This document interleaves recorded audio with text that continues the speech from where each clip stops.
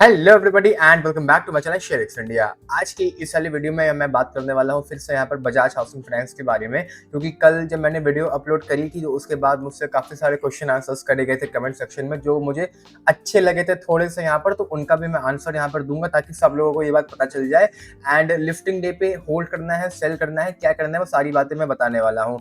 So video में आगे बढ़ने से पहले एक छोटी सी रिक्वेस्ट है, अगर मेरा कंटेंट यहाँ पे आप लोग की हेल्प कर पाता हो या मेरा कंटेंट अगर आप लोग यहाँ पर आके बार बार चेकआउट करते हैं तो प्लीज मुझे सब्सक्राइब करना मत भूलिएगा। ऐसे ही हर आईपीओ से अप टू डेट मैं आप लोग को मार्केट में रखता हूँ। चलिए वीडियो की शुरुआत करते हैं। वीडियो में हम लोग आगे बढ़ते हैं, ज्यादा लंबी मैं वीडियो नहीं बनाने वाला हूँ। पहली बात तो जिनको भी यहाँ पर कुछ मुझे इंपॉर्टेंट चीजें बता दूं कि लिफ्टिंग होने वाली है यहाँ पर आप लोग की 16 सितंबर को, जो कि सुबह 10 बजे आप लोग को मार्केट में दिख जाएगी। मतलब लिफ्टिंग तो सुबह 9:45 पे हो जाती है, 9:45 से 10 बजे तक आप लोग के जो शेयर्स होते हैं वो लॉक रहते हैं। जो लिफ्टिंग प्राइस होता है वो आप चेकआउट कर सकते हो, लेकिन कोई भी ऑर्डर उस समय एग्जीक्यूट नहीं होता है। जो भी आप लोग के यहाँ पर ऑर्डर एग्जीक्यूट होंगे वो करेक्ट यहाँ पर 10 बजे स्टार्ट हो जाएंगे ऑर्डर एग्जीक्यूट होना, और 10 बजे आप लोग का जो शेयर है वो मार्केट में ऊपर नीचे ट्रेड करना भी स्टार्ट कर देगा। पहली कंडीशन। दूसरी कंडीशन, आप जिनको भी यहाँ पर अलॉटमेंट मिली है, आप लोगों के डीमैट अकाउंट में शेयर्स आने की डेट तो यहाँ पर 13 सितंबर की थी, और 13 सितंबर को आप लोगों के डीमैट अकाउंट में शेयर्स आ भी गए होंगे, लेकिन वो आप लोग को इस समय शो नहीं कर रहे होंगे। शो आप लोग को वो करेंगे 16 सितंबर की मॉर्निंग में, जब आप लोग अपना डीमैट अकाउंट ओपन करेंगे 8 बजे 9 बजे, तब उस समय आप लोग को वहां पर शेयर्स जो होंगे वो शो करने लग जाएंगे। शो अभी बिल्कुल नहीं कर रहे होंगे, तो उसके लिए भी मत डरिएगा।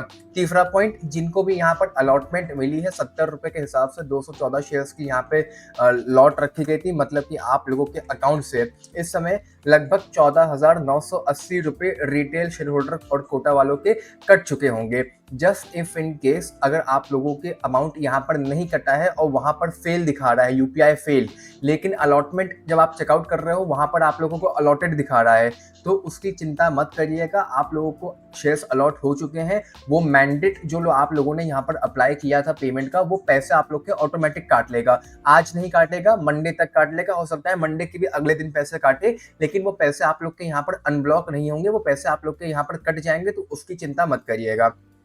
ठीक है। अब बात करते हैं हम लोग यहाँ पे रिफंड के बारे में। जिन भी लोगों को इस आईपीओ में अलॉटमेंट यहाँ पर नहीं मिली थी, आप लोग का जो रिफंड है उसकी डेट यहाँ पर दी गई थी आप लोग को 13 सितंबर की। बहुत से लोगों का यहाँ पे जो रिफंड है वो आ भी चुका होगा, लेकिन जरूरी नहीं है सबका आया हो। आप लोगों ने फिर से जो यूपीआई की जो मैंडेट यहाँ पर अप्लाई करी होगी, उस मैंडेट के ऊपर एक डेट लिखी होगी, जो अभी से भी लगभग यहाँ पर 10-15 दिन आगे की डेट होगी। यहाँ पर 10-15 दिन के अंदर जो भी वो डेट लिखी होगी, उस डेट से पहले आप लोग के पैसे यहाँ पर अनब्लॉक हो जाएंगे। पूरे यूट्यूब पे ये बात कोई नहीं करता है, सब लोग कहते हैं आ जाएगा, कल आएगा, कल आएगा, परसों आएगा। वो जो डेट लिखी है उससे पहले आएगा। अगर आप लोग को पैसों की यहाँ पर बहुत ज्यादा रिक्वायरमेंट है या कुछ अगर आप लोग को नीड है यहाँ पर, तो बैंक को अगर आप फोन करोगे यहाँ पर कंप्लेन करने के लिए, तो वो बैंक के लोग भी आपको यही बोलेंगे कि वो जो मैंडेट आपने अप्लाई किया है उसकी रिवोकिंग की जो डेट है वो फलाना ढिमकाना जो भी वहाँ लिखी है वो डेट होगी, और उस डेट से पहले ही आप लोग के पैसे यहाँ पर अनब्लॉक होंगे। तो कहने के लिए यहाँ पर डेट 13 सितंबर की होती है, लेकिन हर आदमी की वो डेट अलग होती है। अकॉर्डिंगली जो पैसे वो यहाँ पर सबके अलग अलग टाइम पे अनब्लॉक हो जाते हैं। तो रिफंड की वही बात हो गई। अब जिनको भी यहाँ पर एचएनआई कैटेगरी में अलॉटमेंट मिली है, मोटा मोटा उन लोगों के पास यहाँ पर तकरीबन 2,09,000 रुपए का अमाउंट कटा होगा, और रिटेल वालों का और शेयर होल्डर कोटा वालों का यहाँ पर तकरीबन जो अमाउंट कटा होगा यहाँ पर वो कटा होगा 14,980 रुपए के आसपास का। रिटेलर्स के पास यहाँ पर 214 शेयर्स उनको मिल जाएंगे, शेयर होल्डर कोटा वालों को भी 214 शेयर्स की अलॉटमेंट आप लोग को मिल जाएगी, और एचएनआई वालों को यहाँ पर 2,996 शेयर्स की अलॉटमेंट मिल जाएगी। मेन लाइन का आईपीओ था, जितने शेयर्स चाहे उतने शेयर्स होल्ड करिए, जितने चाहे उतने बेचिए, कोई भी यहाँ पर रिस्ट्रिक्शंस एज सच नहीं होती हैं, जैसी आप लोग को यहाँ पर एसएमई आईपीओ वगैरह में देखने के लिए मिलती है। तो ये भी एक प्लस पॉइंट है, मैंने आप लोग को बता दिया। अब बात करते हैं हम लोग यहाँ पर पहले अब जीएमपी के बारे में। जीएमपी तो इस आईपीओ का बढ़ता ही जा रहा है, क्योंकि डिमांड इसकी कुछ ज्यादा ही आप सब लोगों ने यहाँ पर क्रिएट कर रखी है।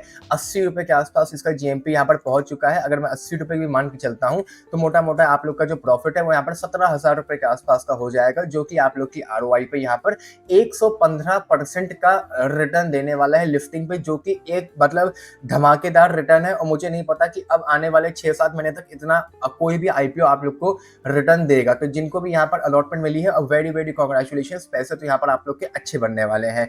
अब बात करते हैं लिस्टिंग प्राइस के बारे में। एज पर द डेटा 70 रुपये का प्राइस पर शेयर, 80 रुपये की जीएमपी, मोटा मोटा 150 रुपीज़ के आसपास की लिस्टिंग आप लोग को यहाँ पर देखने के लिए मिल जाएगी, जो कि अपने आप में ही एक बहुत ही अच्छी बात है। 115% का रिटर्न मतलब कौन सा आईपीओ देता है। अब जो लोग यहाँ पर इस कंपनी को होल्ड करना चाह रहे हैं या सेल आउट करना चाह रहे हैं या जो लिस्टिंग पे बाय करना चाह रहे हैं, उनकी बात करते हैं। पहली बात तो मैं यहाँ पर क्लैरिफाई कर दूं कि ये कंपनी यहाँ पर है बजाज की एक सब्सिडरी कंपनी है, ये बात आप लोग को यहाँ पर पता होगी, जिसका काम है यहाँ पर हाउसिंग लोन्स वगैरह प्रोवाइड करना, मतलब फाइनेंस हो गया, लोन हो गया, पब्लिक को हो गया या दूसरी इंस्टीट्यूशंस वगैरह को या बड़े बड़े बिल्डर्स को या क्लाइंट्स को कंपनी यहाँ पर लोन प्रोवाइड करती है। बजाज कंज्यूमर और वो सब यहाँ पर अलग कंपनी है, ये बजाज हाउसिंग फाइनेंस डिपार्टमेंट है उनका सब्सिडी कंपनी, तो ये खाली हाउसिंग प्लान मतलब लोन्स वगैरह प्रोवाइड करती है। पहली चीज हो गई। दूसरी चीज, जो भी लोग अब यहाँ पर इसको होल्ड करना चाह रहे हैं या बाय करना चाह रहे हैं, तो उनको अब मैं बताता हूँ यहाँ पर करना क्या चाहिए। देखिए, लिस्टिंग के बाद की बात तो छोड़िए, जब कंपनी का यहाँ पर आईपीओ अपना लेके आई है, तो जिस वैल्यूएशन से वो अपना आईपीओ लेके आए हैं, वो तकरीबन यहाँ पर 58,000 करोड़ के आसपास का है। मैंने कल भी ये बात करी थी, मैं फिर से वही बात कर रहा हूँ, 58,000 करोड़ के आसपास का ये लोग अपना आईपीओ लेके आए हैं। मतलब कि अगर आप लोगों को यहाँ पर लिस्टिंग गेन्स पे 100% का रिटर्न मिल जाता है इस आईपीओ में, तो मोटा मोटा अगर 115% अगर आप लोग यहाँ पर जोड़ोगे, तो लिस्टिंग वाले दिन इस कंपनी का जो मार्केट कैप है वो तकरीबन यहाँ पर 1,24,000 करोड़ के आसपास का हो चुका होगा। मतलब कि आप लोग की जो शेयर की वैल्यू है वो भी उस दिन यहाँ पर 150 रुपए के आसपास पहुंच चुकी होगी। अगर मैं आप लोग को यहाँ पर बजाज हाउसिंग फाइनेंस का यहाँ पे सेल्स दिखाऊं, तो सेल्स जैसा कि मैंने दिखाया सन 2024 में, जो फाइनेंशियल ईयर अभी यहाँ पर 2024 से 25 वाला चल रहा है, तो 23 से 24 पे कंपनी का जो भी था प्रॉफिट बिफोर टैक्स, वो तकरीबन यहाँ पर 2,000 करोड़ के आसपास का था। एक बात को नोट करिएगा, market cap as of now तो यहाँ पर है आप लोगों का 58,000 करोड़, और इसी प्रॉफिट के साथ कंपनी लिस्टिंग वाले दिन बन जाएगी तकरीबन आप लोगों की यहाँ पर 1,24,000 करोड़ की कंपनी। मतलब कि ये कंपनी आप लोग की यहाँ पर लार्ज कैप की कंपनी बन चुकी होगी। अब मैं आपको इसी के कॉम्पिटिटर्स का कुछ हिसाब दिखाता हूं। अगर मैं बात करूं यहाँ पर पीएनबी हाउसिंग कंपनी, मतलब PNB Punjab national bank housing जो आप लोगों का है, पीएनबी हाउसिंग फाइनेंस उन्हीं लोगों की सब्सिडरी कंपनी है। यहाँ पर अगर आप लोग इस कंपनी का प्रॉफिट देखोगे, तो सन 2024 में इन लोगों ने जो सेल्स करी थी, मतलब जो प्रॉफिट था, प्रॉफिट कहाँ गया, ये रहा। सन 2024 में कंपनी का जो प्रॉफिट था वो ऑलमोस्ट यहाँ पर 2,000 करोड़ ही था, जितना यहाँ पर बजाज का था। बजाज का भी तो आप लोग का यहाँ पर 2,161 करोड़ का प्रॉफिट था, और पीएनबी का कितना था, 1,972 करोड़। तो मोटा मोटा यहाँ पर जो प्रॉफिट था वो दोनों कंपनी का सिमिलर ही हो रहा है। लेकिन अगर इसी प्रॉफिट के साथ इसी लाइन में अगर आप लोग एक दूसरी कंपनी देख रहे हो, तो उस कंपनी का मार्केट कैप यहाँ कितना है, लगभग 30,000 करोड़ के आसपास का। बजाज, चलिए एक हम लोगों को हम लोग एक बहुत पुरानी कंपनीज है और इसको हम लोग एक हल्का सा जो पी है वो ज्यादा का दे सकते हैं, तो तकरीबन यहाँ पर 60,000 करोड़ के आसपास का मार्केट कैप पे अपना आईपीओ लेके आए, जो कि खुद में ही एक बड़ी बात थी। और उसके बाद भी इसी वैल्यूएशन से इन लोगों का जो जीएमपी है वो 100% आप लोगों ने चला दिया। रिटेलर्स ने इस आईपीओ में इतना अप्लाई कर करके कि इस आईपीओ का जीएमपी 100% से भी ऊपर का निकल गया। ठीक है, तो अब इसी प्रॉफिट के साथ कंपनी आप लोग की यहाँ पर लार्ज कैप बन जाएगी। तो मुझे नहीं लगता है कि यहाँ से कोई भी फर्दर अप मूव आना चाहिए इस कंपनी में, क्योंकि आगे बढ़ने के लिए कंपनी की जो सेल्स है वो 1,00,000 करोड़ की कंपनी की तकरीबन यहाँ पर 3,000 या 4,000 करोड़ का प्रॉफिट होना चाहिए। अगर आप नॉर्मली किसी भी मतलब इंडस्ट्रीज को देखोगे, तो 2,000 करोड़ अगर कंपनी प्रॉफिट कर रही है सालाना, तो उसका मार्केट कैप 1,00,000 करोड़ के आसपास भी अगर है, तो चलिए एक बार को ठीक है। यहाँ तो फिर भी यहाँ पर कम से कम 1,25,00,000 करोड़ के आसपास का मार्केट कैप हो जाएगा, तो वही अपने आप में ही कुछ ज्यादा बड़ी बात है जो मुझे लगती है। पर्सनली मैं आप लोग को ये रिकमेंड करूंगा कि यहाँ पर अपना प्रॉफिट आप बुक करो और कंपनी से एग्जिट लो। जो भी लोग मुझे कमेंट में ये कर रहे हैं कि ये 70 रुपए का शेयर 7,000 का जाएगा, जैसे कि बजाज फाइनेंस या बजाज फिनसर्व आपका गया था, वो इम्पॉसिबल है। इम्पॉसिबल मतलब आप लोग की एज पता नहीं 70-80 साल के हो चुके होंगे आप लोग, वो कंपनी तब भी 7,000 की नहीं जाने वाली है। रीजन क्या है, अगर अभी आप कहते हो कि 70 रुपए का शेयर 7,000 रुपए का जाएगा, मतलब कि आप कहते हो कि यहाँ पर ये शेयर आप लोगों का 100 गुना हो जाएगा। मार्केट कैप है अभी 58,000 करोड़, 100 गुना होने के लिए इस कंपनी का मार्केट कैप हो जाएगा आप लोगों का 58 लाख करोड़। पूरे शेयर मार्केट में इंडिया के कोई भी कंपनी इतनी बड़ी यहाँ पर नहीं है। रिलायंस और अडानी वगैरह भी यहाँ पर इतनी बड़ी कोई कंपनी नहीं है। तो 7,000 रुपये जाएगा, ये एक इलॉजिकल बात है। जो लोग कह रहे हैं 700 चला जाएगा, 700 भी नहीं जाएगा। 700 जाने के लिए भी आप कहते हो कि शेयर यहाँ से कम 10 गुना हो जाएगा, मतलब कि 58,000 करोड़ की कंपनी को 10 गुना होने के लिए यहाँ पर तकरीबन 5,80,000 करोड़ का होना पड़ेगा।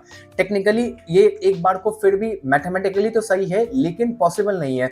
बजाज की जो पेरेंट कंपनी है वो इतनी बड़ी नहीं है जितनी उसकी सब्सिडरी कंपनी निकल जाएगी, ऐसा पॉसिबल ही नहीं है। बजाज फाइनेंस जो 7,000 रुपये का शेयर ट्रेड हो रहा है मार्केट में, 4,70,000 करोड़ की कंपनी है ये मेन कंपनी है। सब्सिडरी कंपनी इससे बड़ी हो ही नहीं सकती है। इस बात को मतलब सोचिएगा एक बार बैठ के। मोटा 150-140 रुपीज़ के आसपास जो भी यहाँ पर लिफ्टिंग मिलती है वो अपने आप में ही बहुत बड़ी बात हो जाएगी इतने बड़े मार्केट कैप के लिए। तो मैं तो ये सजेशन दूंगा कि आप लोग को यहाँ पर अपना प्रॉफिट बुक करिए और कंपनी से एग्जिट लेने का ट्राई मारिए, क्योंकि हो सकता है कि यहाँ पर 140 पे लिफ्टिंग के बाद आप लोग का 120-110 के आसपास शेयर आप लोगों का ड्रॉप होना स्टार्ट हो जाए। एसएल लगाना है तो मेरे हिसाब से यहाँ पर 100 रुपये के आसपास का अपना एक एसएल ऑर्डर प्लेस करिए, ताकि अगर यहाँ पर शेयर की वैल्यू 100 रुपये से नीचे निकलती है तो आप लोग का यहाँ पर जो लॉस है वो ज्यादा ना हो। और जो भी लोग मुझे ये कमेंट कर रहे हैं कि ये 200-250 चला जाएगा, सर 200-250 भी जाना इसके लिए इतना पॉसिबल नहीं है, क्योंकि 150 के बाद अगर आप लोग कहते हो कि ये 200 चला जाएगा तो 200 के लिए अगेन मतलब कि जो मार्केट कैप है वो आप कह रहे हो कि 3 गुना हो जाएगा। तो 3 गुना मार्केट कैप, इतना मार्केट कैप इस कंपनी का लिफ्टिंग के बाद नहीं होने वाला है विद दिस मच प्रॉफिट। ये प्रॉफिट अभी बहुत कम है। कंपनी का market cap already 1 lakh crore यहाँ पर क्रॉस कर जाएगा, मतलब वो एक बड़ी बात है। तो मेरे हिसाब से तो यहाँ पर प्रॉफिट बुकिंग का आप लोग को ट्राई करना चाहिए। और जो चीज़ मैंने बताई है, अगर उसमें से कोई भी चीज़ अगर आप लोगों को एग्री हो आप लोग, तो मुझे कमेंट्स में बता सकते हो। आज की मेरी इस वाली वीडियो में इतना ही। Bye bye, take care, love you all.